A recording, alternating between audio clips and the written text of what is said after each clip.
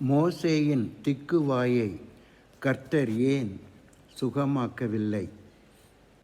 தேவன் ஆடுகளை மேய்த்து கொண்டிருந்த மோசேயோடு பேசி கட்டளை கொடுக்க விரும்பினார். தேவ பர்வதம் என்னப்பட்ட ஓரேபில் ஆடுகளை மேய்த்து கொண்டிருந்த போது அங்கே ஒரு முட்செடி நெருப்பு பற்றி எரிந்து கொண்டிருந்தது. ஆனால் அது கருகவில்லை.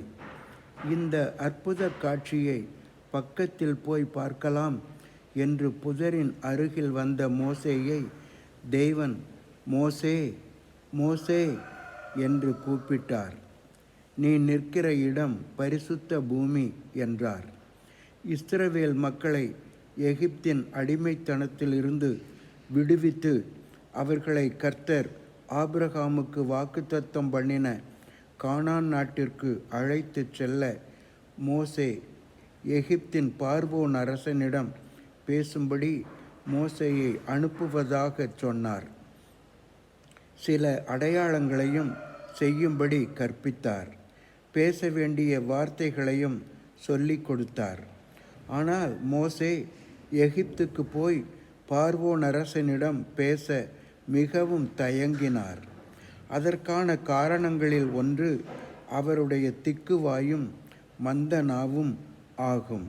யாத்திராகமம் 4ஆம் அதிகாரம் 10வது வசனம். அப்பொழுது மோசே கர்த்தரை நோக்கி, ஆண்டவரே, இதற்கு முன்னாவது தேவரீர் உமது அடியானோடே பேசினதற்கு பின்னாவது நான் வாக்கு வல்லவன் அல்ல, நான் திக்குவாயும் மந்த நாவும் உள்ளவன் என்றான்.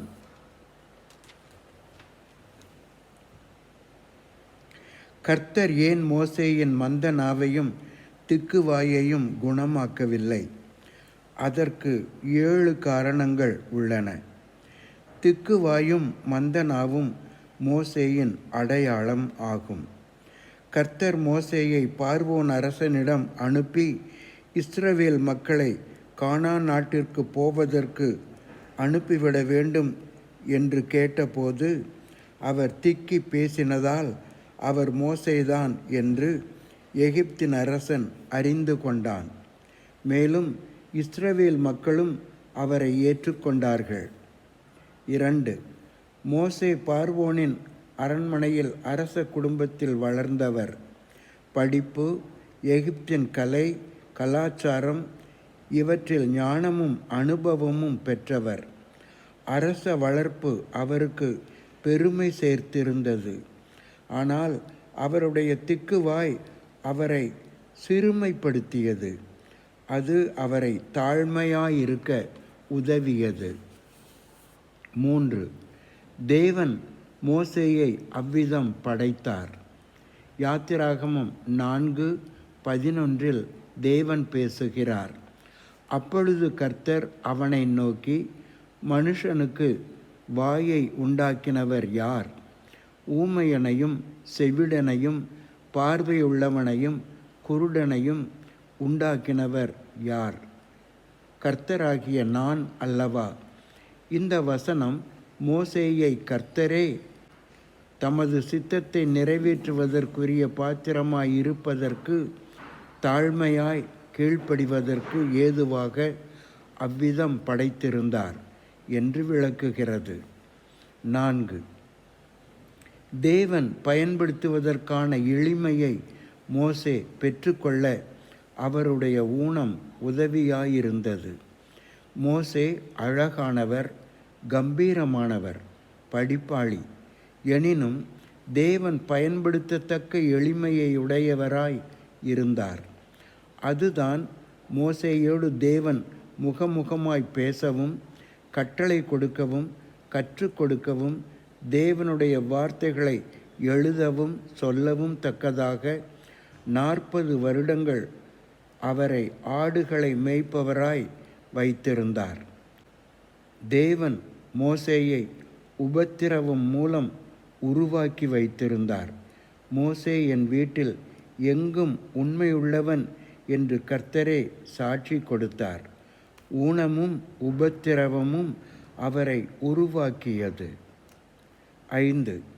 தேவன் பவுலுக்கு சொன்னதை போல, பலவீனத்தில் என் பெலன் பூரணமாய் விளங்கும்.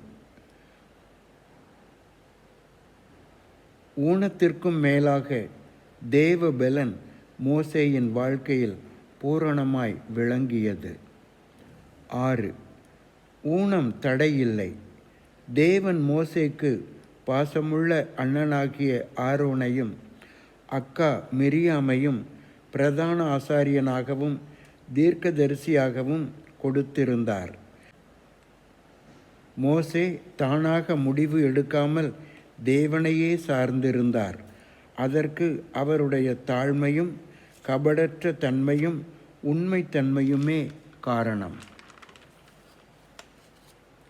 7. அது தேவனுடைய கிருபை. பவுலுக்கு தேவன் என் கிருபை உனக்கு போதும் என்றதைப் போல தேவனுடைய கிருபை மோசேக்கு போதுமானதாய் இருந்தது. ஆதியாகமம், யாத்திராகமம், லேவியராகமம், எண்ணாகமம், உபாகமம் மற்றும் யோபுவின் சரித்திரம் ஆகியவற்றை மோசே எழுதினதாக சொல்லப்படுகிறது. தேவனுடைய வார்த்தைகள், கட்டளைகள், கற்பனைகள், பிரமாணங்கள், நியமங்கள் அனைத்தையும் தேவன் சொல்ல கேட்டு அவை எல்லாவற்றையும் ஒரு திக்குவாயன் மோசே உலகத்துக்கு சொன்னான் என்பது எவ்வளவு ஆச்சரியமான காரியம். 8. நமக்கும் அது ஊக்கம் தரும் காரியம்.